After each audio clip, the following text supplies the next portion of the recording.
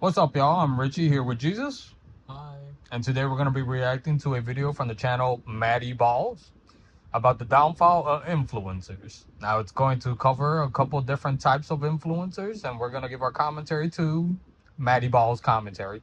So make sure you check out the original video. Make sure you check out the original channel. Show them some love. And if you haven't already, make sure to subscribe to our channel as we try to get to know the society we live in just a little bit better. So with that being said, let's get right into it. After the takeover of social media this last decade or so, influencers began to replace your traditional celebrity. In 2019, the word influencer was added to the Merriam-Webster dictionary with the definition, a person who is able to generate interest in something by posting about it on social media. And people were generating interest about all sorts of random things. You had people like James Charles, Charli D'Amelio, and many more that were dominating the internet. Even people like the Hawk Tuah girl were able to start entire careers thanks to the power of social media. Any and everyone in the modern age could have influence online. And as influencers began to take over the internet, a whole lot of problems came with it. And I have three main reasons as to why I think influencer culture is dying off. But it isn't game over for every influencer, because I think a certain type of influencer will continue to thrive in the current environment while the rest fall off. Now, to even understand the type of influencer I'm talking about, I think we have to define it a little bit better. I'm specifically talking about social media influencers, obviously, not like historical influencers or something like that, because people have been influential for quite some time. And Wikipedia defines a social media influencer as a person who builds a grassroots online presence through engaging content such as photos, videos, and updates. This is done by using direct audience interaction to establish authenticity,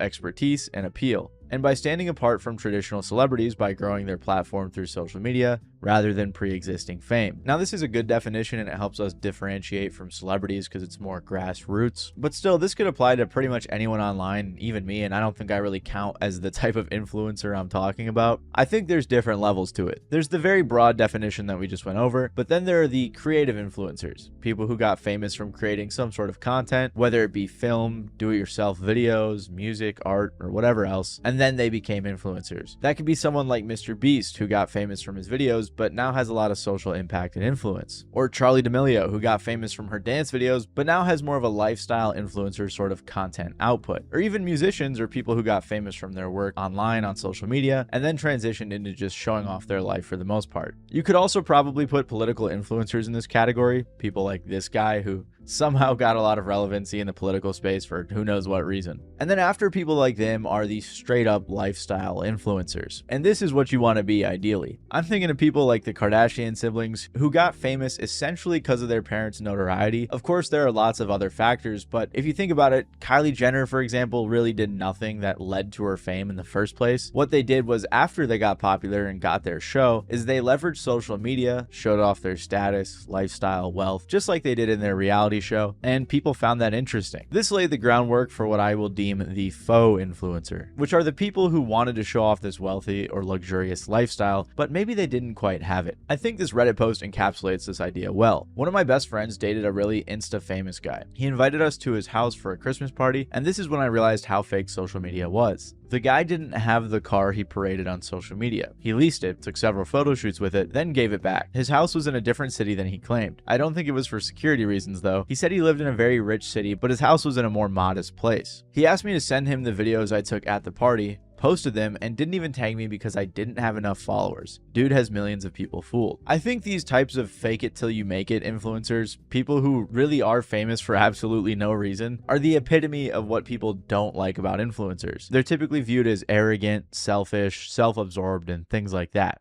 It doesn't really matter how much money you make or how much money you have.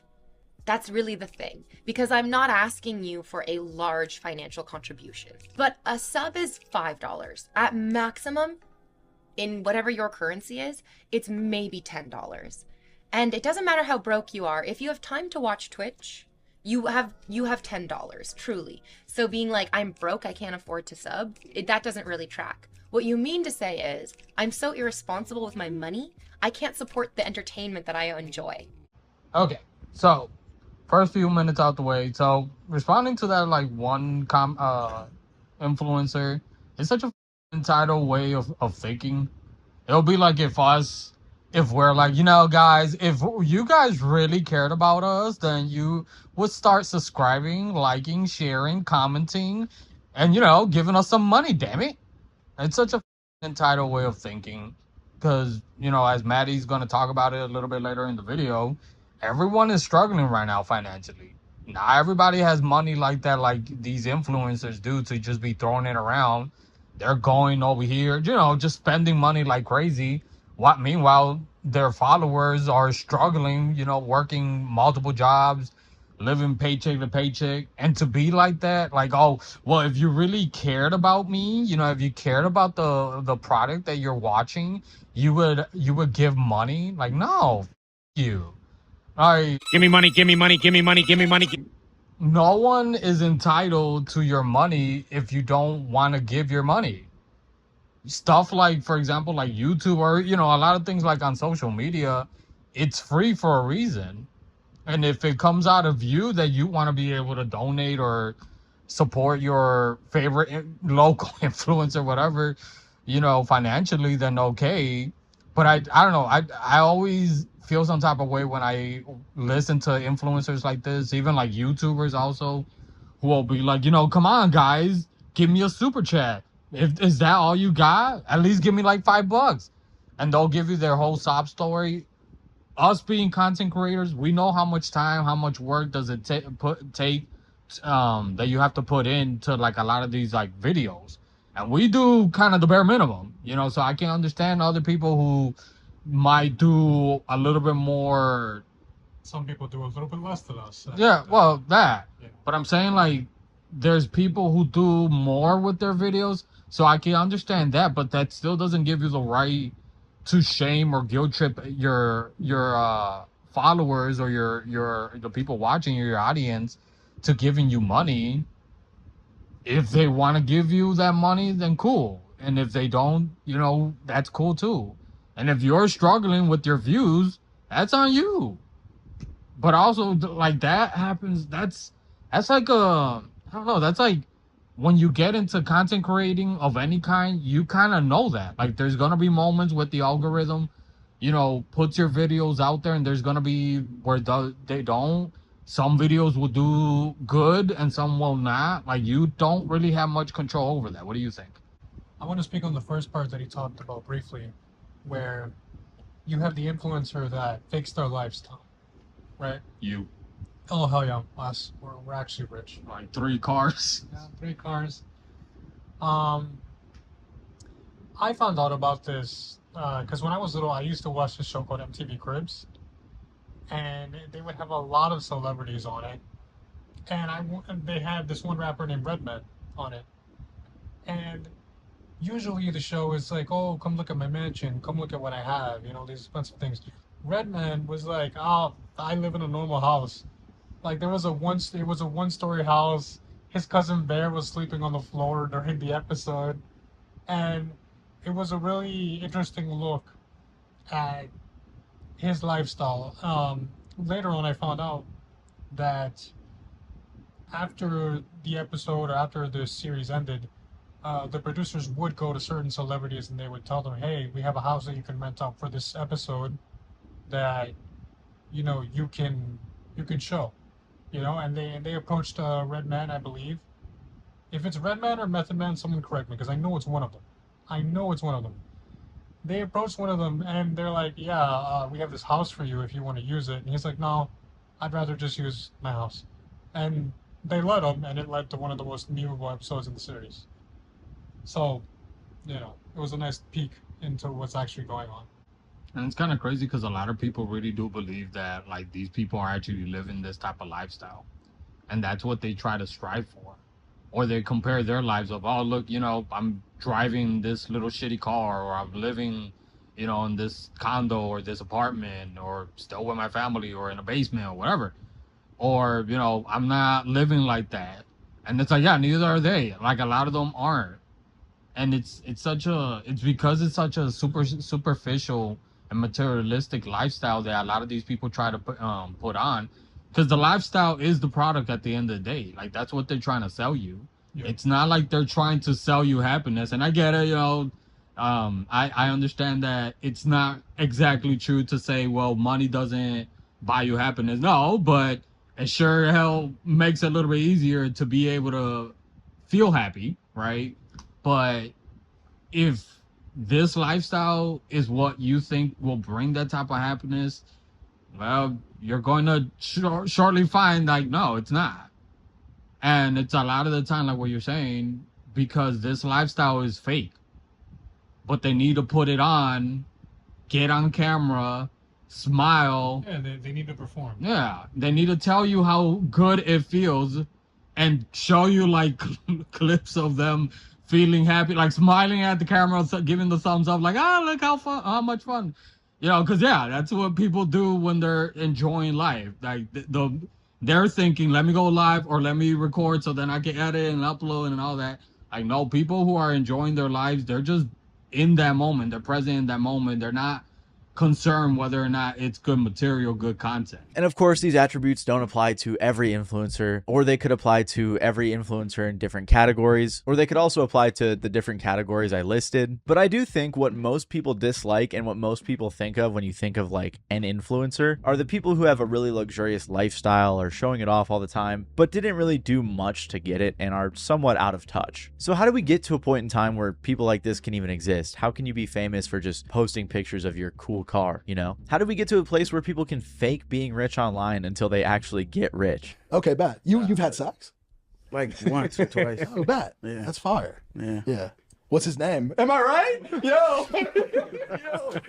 Well, I think it all truly started with Instagram. Before the release of Instagram, I think YouTube really primed the internet for influencers. After being created in 2006, loads of YouTubers gained a lot of social media influence. People like PewDiePie, Jenna Marbles, Ryan Higa, iJustine, and many more. Jenna Marbles in particular, I think, is a really good example of a more traditional influencer. Regardless, Instagram was released in 2010 and its first month got 1 million users. By 2012, the platform had 30 million users and Facebook acquired it. While platforms like Facebook and Twitter were already pretty big, they weren't full of influencers like Instagram soon would be. Early on, Instagram didn't have a ton of influencers. I think Chiara Ferrani, Amy Song, and Dan Blazarian are some good early examples. In the mid-2010s, people began to optimize their feeds for audience appeal rather than just simple personal updates with hashtags like it used to be. Then people like the Kardashians started joining the platform, and by the mid-2010s, a clear shift was being made to influencer culture. You also had a bunch of expats from Vine that migrated to Instagram like Cameron Dallas, and around this time, it felt like a lot of people really tried to become an influencer. I feel like mid to late 2010s, there was a lot of people maybe in your schools as well who really cared about having a lot of followers. Everyone wanted an aesthetically pleasing Instagram page or to look like they were living some extravagant lifestyle, and they just wanted to have a presence on social media. But while the Instagram influencer laid the groundwork, I think short form content ushered in a whole new wave of influencers. By 2019 and 2020, tons of kids were going viral for doing dance videos or lip syncing videos or whatever other goofy short videos were trendy. And this resulted in influencers like Charli D'Amelio, Addison Rae, Bryce Hall, Lil Huddy, who really was just a wannabe Jacob Sartorius, let's be real, and plenty more. These were the types of influencers I'm kind of talking about in this video, the people who got famous for really no reason and then just got really rich and were showing off their lifestyles and their sponsorships and all this stuff to their audience.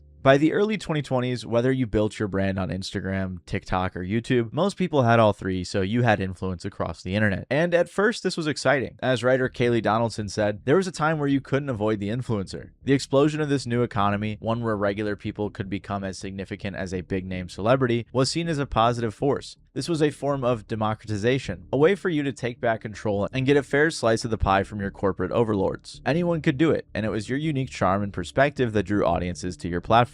Of course, different sorts of influencers garnered different sorts of respect. Some were taken more seriously than others, but their popularity and relevance could not be ignored. Whether or not they deserved it, it was there. Like the New York Times said, not all influencers are brilliant polymaths, of course. Some of them have succeeded by virtue of being conventionally attractive or good at video games, or in possession of some other surface-level attribute. Others have made their names with dubious stunts and extreme political commentary. But as social media expands its cultural dominance, the people who can steer the online conversation will have an upper hand in whatever niche they occupy, whether that's media, politics, business, or some other field. Social media has grown rapidly over the last 2 decades. Nowadays, more than 2 in 3 people on Earth use social media every month. 95% of internet users across the world use social media every month. There are 9 new social media users every single second. Like it or not, social media is the future. And having influence on social media is pretty important, especially when money is involved. By the time your traditional social media influencers were born, in like the 2010s, the idea of influencer marketing had already been played with. Back in the day, they paid bloggers to write good reviews and eventually developed something called pay-per-post, which had a similar structure as nowadays where people got paid based on how much influence they had. So influencer marketing, by the time Instagram came around, was a no-brainer. And it only got easier as time went on and influencers were influencing on every platform, which allowed for all sorts of influencer-backed advertisements. As the 2010s went on, influencers were content creators with large followings, distinct personal brands, and a regular relationship with commercial sponsors. Studies suggest that people trust people, you know, like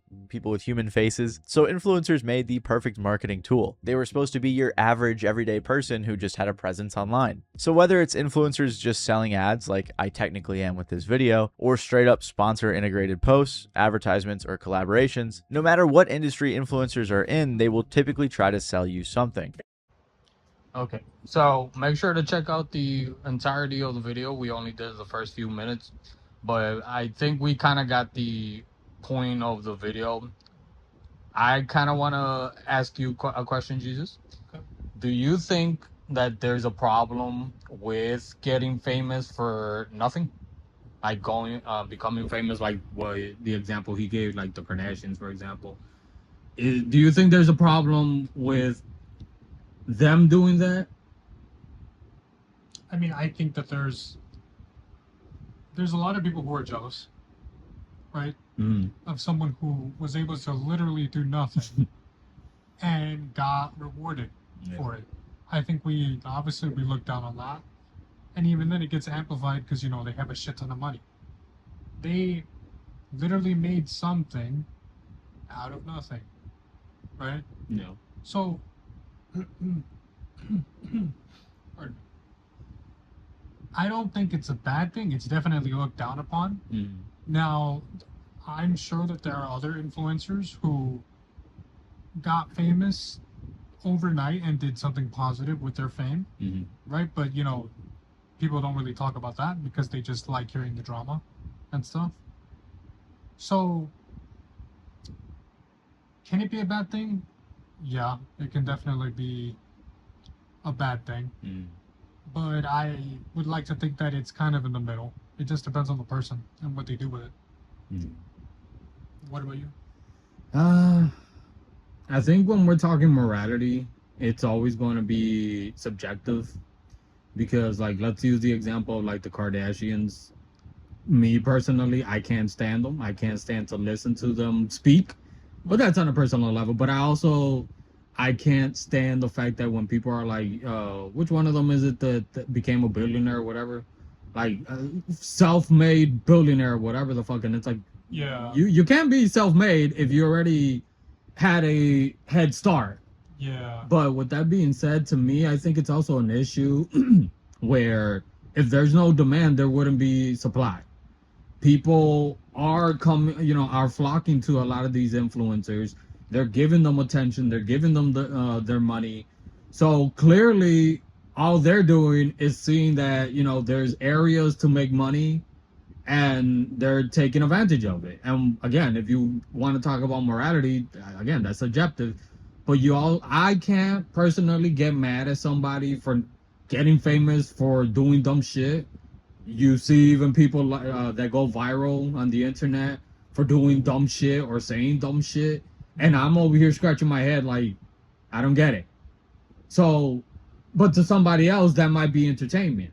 You got me? So to me, it's like, at the end of the day, it's a little bit more on us as a society where we're giving that attention to these people, we're giving them the money, and they're taking advantage of it. I'm not saying like, oh, well, you know, they don't have any type of responsibility on their end. But I'm saying if we as a society weren't feeding their egos and feeding their pockets, we wouldn't really have these issues the way that we do. Right. So check out the entirety of the video, the channel Matty Balls. Real good video. I've been subscribed to his channel for a couple years now. Good content.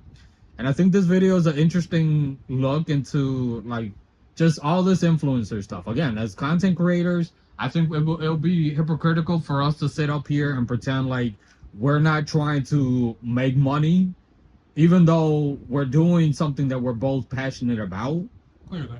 But we can't live off of this just, doing it for free. So, but again, that's that's kind of like what they call like our morals when it comes to like it's the morals. It's like, yeah, we hope to make more than what this is. yeah. You know, I'm sure, like with the Kardashians too, because they're the weird example where it's like, I need to make a sex tape. You're right. oh my god, okay, but they're just the Yeah, I'm sure outlier. I'm gonna go Yeah, fucking I'm sure. viral. I'm sure you will. So Yeah, that's I'm OnlyFriends, good. so you got it. OnlyFriends, my bad. No, I'm too shy. No, I'm just Oh kidding. my Keep going. god. No, yeah, but as you said, there's a market for that. Considering they have their own little, not There's just lifestyle. customers. They have their brands. They have their brands. Like think of the Kardashians. It's a brand. And they're successful for a reason. Yeah. Yeah. So I don't know. Like, I'm not saying people shouldn't feel some type of way about it, but I feel we can point the fingers at all these influencers, but if we weren't giving them a platform for them to have that type of fame and that type of success and all that, they wouldn't be where they are. Yeah. So, I mean, again, for anybody who's trying to make money and do what they're doing, trying to become an influencer of whatever type of background, I think it's always going to be on the person and what their purpose on that with their project, what their work is, and what they do about it, and the people that they attract. But we as a society also need to start doing a little bit better as to like what we're willing to accept and what we're looking for in these people that we put on these pedestals a lot of the time. We have to be very careful. And great, a lot of this influencer shit that at the end of the day doesn't do anything but just gossip or entertainment or distractions. It's falling or it's collapsing, whatever. But we as a society, we're going to just find something to replace it. So do that what you want. But like I said, make sure you check out the channel. Make sure if you haven't already, subscribe to our channel and add in the comment section respectfully what you guys believe about rise and falls on influencers, why these influencers tend to get the attention that they do or become as successful, and what as a society maybe we need to start doing a little bit better. So with that being said, make sure to subscribe and we'll check you guys out next time. Take care. We love you. See you through new eyes.